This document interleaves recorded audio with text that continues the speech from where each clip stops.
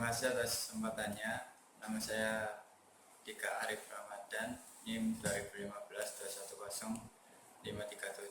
Saya akan menjelaskan tentang pengendalian. Pengendalian adalah suatu proses yang mengarahkan individu ke arah pencapaian tujuan organisasi. Pengendalian juga disebut sebagai salah satu manajemen yang kembar siam. Kembarannya yaitu adalah perencanaan. Beberapa alat pengendalian diperlukan karena manajer membentuk suatu rencana maupun strategi secara bersamaan. Mereka memastikan bahwa rencana tersebut telah dilaksanakan. Pengendalian dibagi menjadi 3, yaitu pengendalian birokrasi, pengendalian pasar, dan pengendalian kelompok. Pengendalian birokrasi adalah pengendalian aturan, peraturan, dan wewenang yang menjadi pedoman kinerja. Sedangkan pengendalian pasar yaitu pengendalian yang berdasarkan pada mekanisme penentuan harga. Sedangkan pengendalian kelompok yaitu pengendalian yang berdasarkan pada nilai-nilai, norma-norma, dan tujuan-tujuan di antara anggota kelompok. Jika suatu rencana pengendalian tidak dilakukan dengan baik, maka manajer harus mengambil suatu langkah-langkah untuk memperbaiki masalah mereka.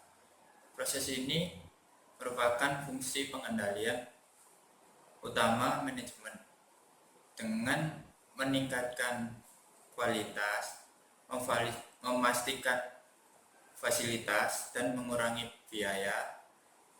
Manajer harus mencari cara untuk mengendalikan kepentingan utama dalam organisasi mereka, tidak menghiraukan perencanaan yang efektif, yaitu perencanaan yang dapat memfasilitasi pengendalian, dan pengendalian yang efektif, pengendalian yang dapat memfasilitasi perencanaan. Sekian presentasi saya, selanjutnya akan dilanjutkan oleh rekan saya. Terima kasih atas kesempatannya. Perkenalkan, nama saya Fira Audia Sukma, NIM 2015-210-556. Di sini saya akan melanjutkan presentasi dari rekan saya, dan saya akan membahas mengenai sistem pengendalian dan siklus pengendalian. Karakteristik pengendalian terbagi menjadi 3. Yang pertama, pengendalian birokrasi. Ciri-ciri dan syaratnya menggunakan peraturan-peraturan formal, standar, hierarki, dan wewenang yang sah. Dapat bekerja dengan baik ketika ada tugas yang dipercayakan. Yang kedua adalah pengendalian pasar. Ciri-ciri dan syaratnya menggunakan harga, persaingan, pemusatan laba, dan menggunakan pertukaran. Dapat bekerja dengan baik dengan hasil yang nyata dan dapat diidentifikasi, serta pasar dapat didirikan di antara berbagai pihak. Yang ketiga adalah pengendalian kelompok. Ciri-ciri dan syaratnya menggunakan dari kebudayaan dan nilai yang digunakan, kepercayaan, keyakinan, dan kepekaan. Dan materi selanjutnya adalah siklus pengendalian. Langkah yang pertama, menetapkan standar kinerja. Setiap organisasi memiliki tujuan, kemampuan memperoleh laba, melakukan inovasi, dan kepuasan kepada karyawan serta pelanggan. Standar kinerja dapat diukur dengan kuantitas, kualitas, biaya, dan waktu. Contoh kegiatan produksi yang termasuk volume output yang menunjukkan jumlah, cacat yang menunjukkan kualitas, ketersediaan barang yang tepat waktu, serta uang yang digunakan untuk membayar biaya produksi serta biaya tenaga kerja langsung. Langkah yang kedua adalah pengukuran kinerja. Langkah ini menunjukkan tingkat kinerja. Sebagai contoh, seorang manajer dapat mengetahui jumlah yang akan diproduksi, hari libur, pengajuan data, distribusi sampel, dan dolar yang diterima. Data dapat dibagi menjadi 3, data lisan, data tertulis, dan pengamatan pribadi. Langkah yang ketiga adalah membandingkan kinerja dengan standar. Langkah ini adalah membandingkan kinerja dengan standar serta mengevaluasi kinerja yang telah dilakukan. Langkah yang keempat adalah mengambil tindakan untuk mengoreksi masalah dan memperkuat. Langkah yang terakhir ini adalah untuk mengambil tindakan yang tepat bila ada penyimpangan yang signifikan. Sekian presentasi dari saya. Terima kasih dan selanjutnya akan dilanjutkan oleh rekan saya. Terima kasih atas kesempatannya. Nama saya Virginia, NIM 2015-210562. Di sini saya akan melanjutkan presentasi dari rekan saya, yaitu tentang pendekatan pengendalian birokrasi. Pengendalian terjadi sebelum operasi dimulai, yang terdiri dari kebijakan, prosedur, dan aturan yang dirancang untuk memastikan bahwa kegiatan yang telah direncanakan sudah dilakukan dengan benar. Contohnya mencakup pemeriksaan bahan baku, serta seleksi dan pemilihan karyawan secara tepat. Pengendalian bersamaan. Pengendalian bersamaan terjadi ketika perencanaan sedang berlangsung. Perencanaan di sini yaitu meliputi mengarahkan, memantau, dan mengatur kegiatan yang terjadi. Pengendalian umpan balik. Pengendalian umpan balik berfokus pada penggunaan informasi yang berkaitan dengan hasil untuk memperbaiki penyimpangan dari standar yang dapat diterima, terutama pada permasalahan yang telah terjadi. Peran Six Sigma. Peran Six Sigma adalah suatu alat pengendalian yang sangat penting. Peran Six Sigma merupakan aplikasi yang kuat dan kokoh dari pengendalian umpan balik. Peran Six Sigma dirancang untuk menurunkan nilai cacat dalam suatu produksi. Di sini bukan hanya cacat pada produksi, namun apapun yang membuat ketidakpuasan pelanggan, seperti harga yang terlalu tinggi, pengiriman yang tertunda-tunda, dan pelayanan yang kurang memadai. Sigma menunjukkan seberapa sering cacat dalam proses yang mungkin dapat terjadi. Semakin rendah angka sigma, semakin tinggi tingkat variansi atau cacat. Semakin tinggi angka sigma, semakin rendah tingkat variansi atau cacat. Seperti pada tabel berikut. Pada sigma 2 tingkat, terdapat lebih dari 300.000 cacat per juta peluang. Hal ini merupakan proses pengendalian yang sangat-sangat tidak baik.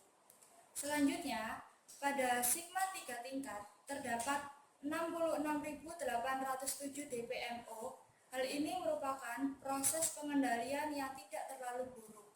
Selanjutnya, pada sigma tingkat bebas terdapat 6.210 DPMO.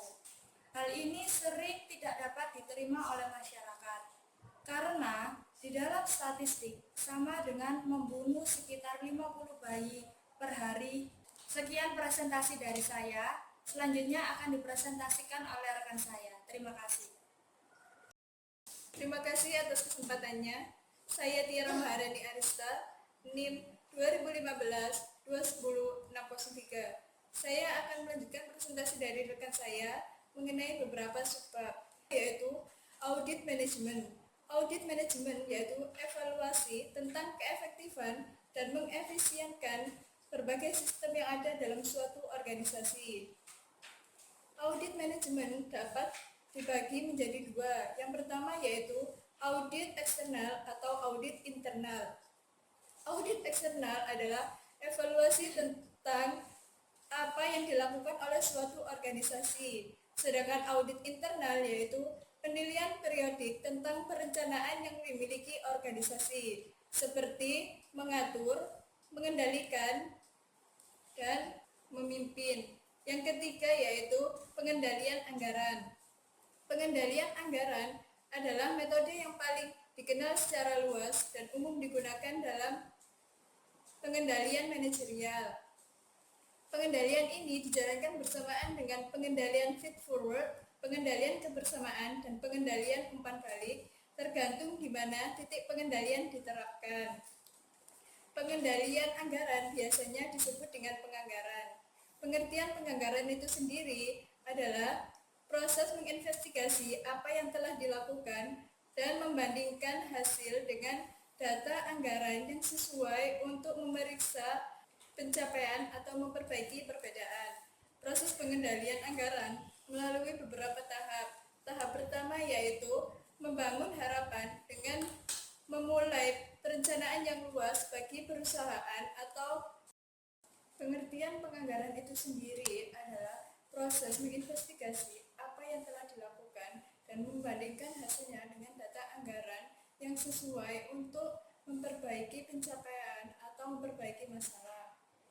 Proses pengendalian anggaran melalui beberapa tahap. Tahap pertama yaitu membangun harapan dimulai dengan perencanaan yang luas bagi perusahaan dan perkiraan penjualan dan berakhir dengan mendapatkan persetujuan atau publikasi. Tahap yang kedua yaitu tahap operasi anggaran. Tahap operasi anggaran dimulai dengan mencari tahu apa yang ingin dicapai dan membandingkan hasilnya dengan harapan. Tahapan yang terakhir atau dikatakan tahapan yang ketiga adalah seperti halnya dalam proses pengendalian, melibatkan tanggapan yang sesuai dengan beberapa kombinasi yang memperbaiki keberhasilan dan memperbaiki masalah. Jenis-jenis anggaran ada 6. Yang pertama yaitu anggaran penjualan, yang kedua yaitu anggaran produksi, yang ketiga yaitu anggaran biaya, yang keempat anggaran kas, yang kelima anggaran modal, dan yang keenam anggaran induk. Sebab yang terakhir adalah aktivitas berdasarkan biaya. Aktivitas berdasarkan biaya adalah metode desain akuntansi biaya untuk mengalokasikan sebuah aktivitas dan kemudian mengalokasikan biaya ke seluruh bisnis tertentu berdasarkan jumlah waktu yang direncanakan oleh karyawan dengan aktivitas tertentu. Sekian yang dapat saya presentasikan, selanjutnya akan dilanjutkan oleh rekan saya. Terima kasih. Terima kasih atas kesempatannya. Perkenalkan, nama saya Firman Abdi Saputra, NIM 2015-210608. Di sini saya akan menjelaskan tentang pengendalian keuangan. Selain anggaran, bisnis biasanya menggunakan laporan keuangan sebagai pengendalian. Dua laporan keuangan yang membantu kinerja sebuah organisasi adalah neraca dan serta laporan laba rugi. Yang pertama saya akan menjelaskan neraca. Neraca ini menunjukkan gambaran laporan keuangan sebuah perusahaan pada waktu tertentu. Dan neraca ini memiliki 3 elemen. Yang pertama ada aset, kemudian liabilitas, dan serta ekuitas. Aset di sini ada nilai yang terdiri dari berbagai atom yang dimiliki oleh korporasi. Kemudian yang kedua adalah liabilitas. Liabilitas adalah jumlah korporasi berutang kepada debitur. Kemudian yang ketiga adalah ekuitas. Ekuitas adalah jumlah yang diperoleh dari pemilik korporasi. Dari hubungan tersebut dapat diasumsikan yaitu aset sama dengan liabilitas ditambah ekuitas. Kemudian yang kedua saya akan menjelaskan laporan laba rugi. Laporan laba rugi adalah laporan keuangan yang menunjukkan tentang pendapatan dan pengeluaran sebuah perusahaan. Di tabel 16.6 tersebut menjelaskan bahwa perusahaan ini mendapatkan sebuah laba dan rugi dalam 2 tahun berturut-turut. Dalam ilustrasi ini pendapatan operasi meningkat, kemudian pengeluaran perusahaan juga pun meningkat. Tetapi pada tingkat yang lebih rendah dapat menghasilkan laba yang lebih tinggi. Beberapa manajer menggunakannya tersebut itu sebagai tujuan dan standar untuk perusahaannya. Dalam laporan kooperatif seperti ini, manajer dapat mengidentifikasi sebuah masalah dan mampu menyelesaikannya. Kemudian saya akan menjelaskan tentang rasio keuangan. Rasio keuangan di sini yaitu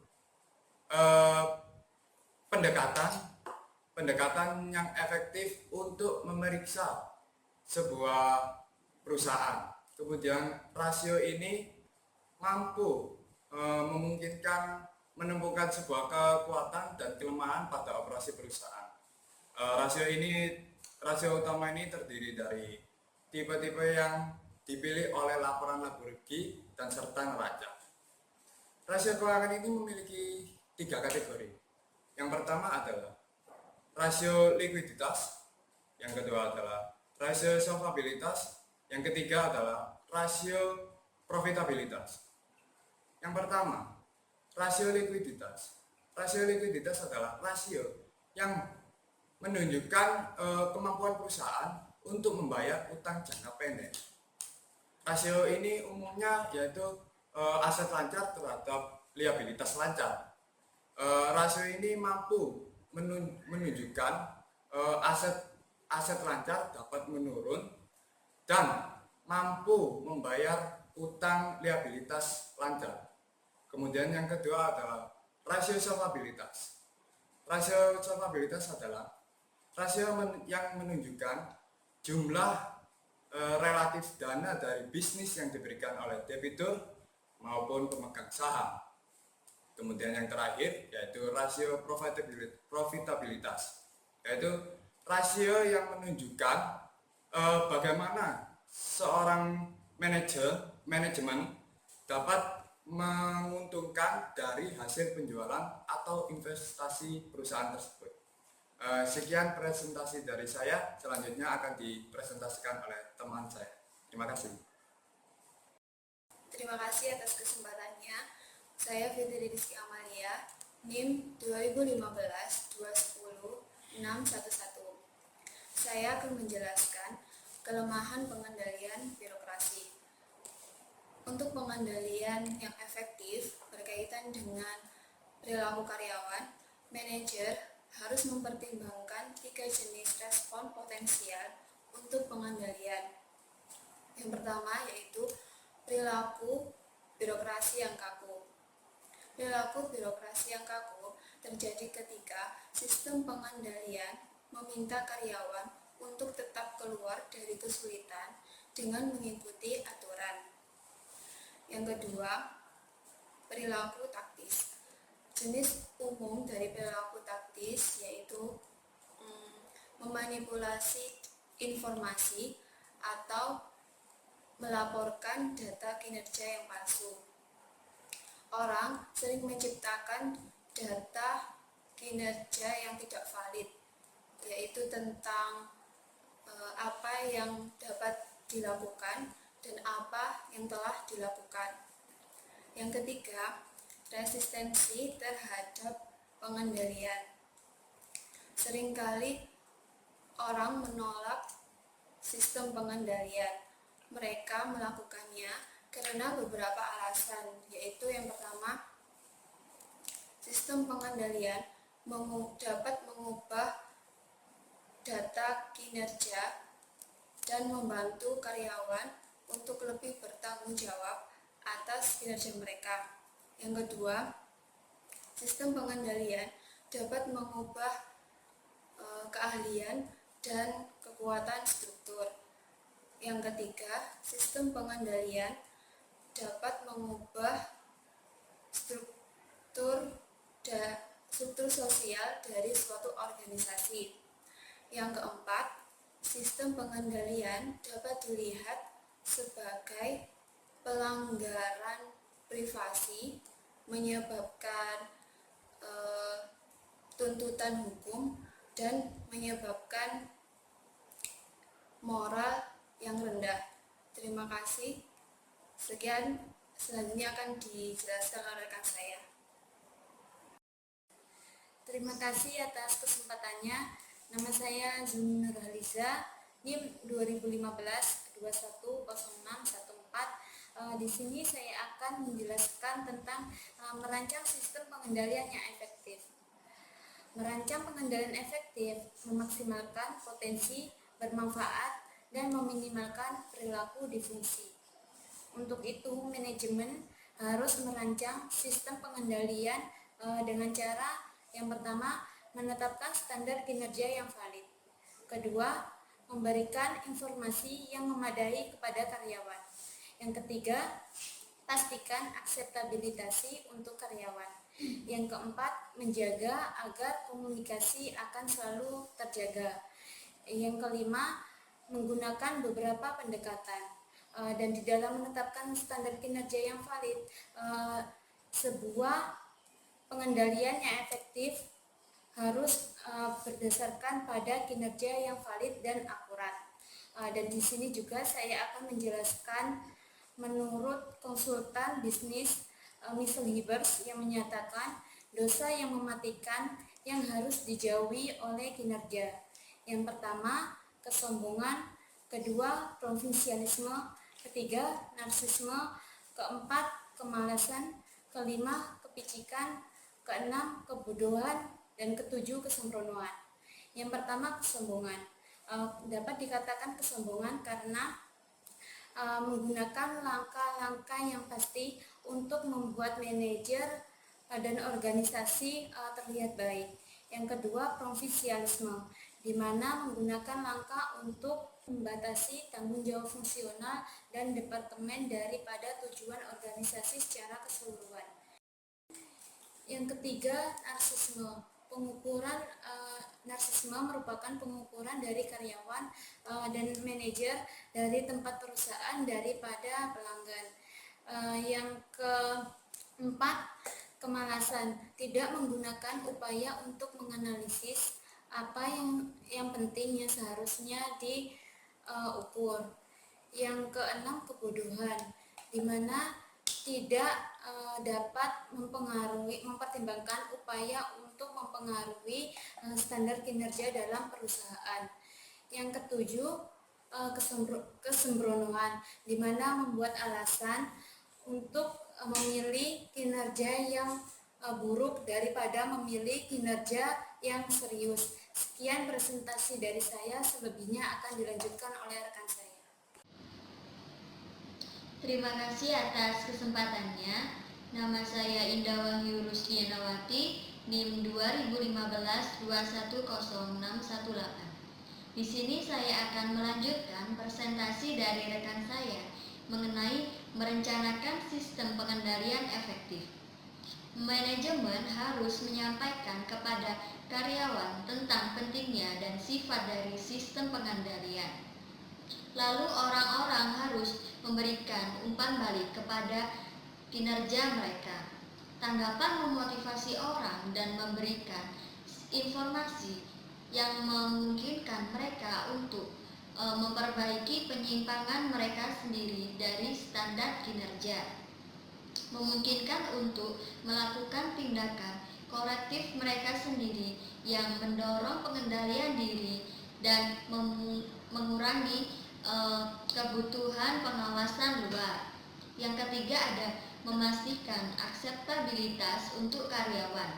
Karyawan cenderung untuk menolak sistem pengendalian yang menurut mereka memiliki perilaku disfungsional jika mereka menerima sistem. Mereka akan menerima sistem jika memiliki standar kinerja yang lebih berguna tetapi tidak terlalu mengikat. Karyawan akan menerima sistem jika mereka percaya dan memungkinkan untuk dicapai. Yang keempat ada menjaga komunikasi terbuka. Ketika terjadi penyimpangan standar, maka penting bagi mereka untuk melaporkan penyimpangan. Maka masalah akan dapat diatasi. Jika mereka takut untuk melaporkan berita karya buruk tersebut, maka masalah tidak efektif, bahkan jauh lebih buruk. Karya manajer harus menciptakan lingkungan keterbukaan dan kejujuran untuk karyawan sehingga menjadi lebih nyaman dan menjadi lebih terbuka untuk berbagi informasi. Yang kelima ada menggunakan beberapa pendekatan. Beberapa pengendalian yang digunakan, misalnya bank mengendalikan resiko, sehingga mereka tidak perlu mengeluarkan banyak uang untuk pelanggan yang tidak melunasi hutangnya, serta pengendalian penjualan yang bertujuan untuk pertumbuhan dalam rekening dan pelanggannya. Sekian presentasi dari saya. Selanjutnya akan dilanjutkan oleh rekan saya. Terima kasih atas kesempatannya. Nama saya Rio Andi Pratama, NIM 2015 210633. Saya akan menjelaskan tentang pengendalian pasar. Pengendalian pasar memiliki 3 jenis, yaitu 1. Pengendalian pasar di tingkat perusahaan. Yang kedua, pengendalian pasar di tingkat unit bisnis. Yang ketiga, pengendalian pasar di tingkat individu. Saya akan menjelaskan yang pertama, yaitu pengendalian pasar di tingkat perusahaan. Dalam besar perusahaan diverifikasi pengendalian pasar sering digunakan untuk mengatur unit bisnis mandiri, khususnya dalam perusahaan konglomerat besar yang bertindak sebagai perusahaan induk. Unit bisnis biasanya diperlakukan sebagai pusat keuntungan yang bersaing satu sama lain. Yang kedua, pengendalian pasar di tingkat unit bisnis. Pasar juga dapat digunakan dalam unit bisnis untuk mengatur pertukaran antar departemen dan fungsi. Harga transfer. Harga transfer adalah salah satu metode yang digunakan organisasi untuk mencoba mencerminkan kekuatan pasar untuk transaksi internal. Sebuah harga transfer adalah biaya oleh satu unit dalam organisasi untuk barang atau jasa yang memasok ke unit lain dari organisasi yang sama. Yang ketiga, pengendalian pasar di tingkat individu. Pengendalian pasar juga digunakan pada tingkat individu. Misalnya, dalam situasi saat organisasi berusaha untuk memperkerjakan karyawan, pasokan dan permintaan keterampilan tertentu memengaruhi penerima upah dan tingkat organisasi akan membayar upah karyawan atau calon karyawan. Sekian presentasi dari kelompok kami, kurang lebihnya dimaafkan. Wassalamualaikum warahmatullahi wabarakatuh.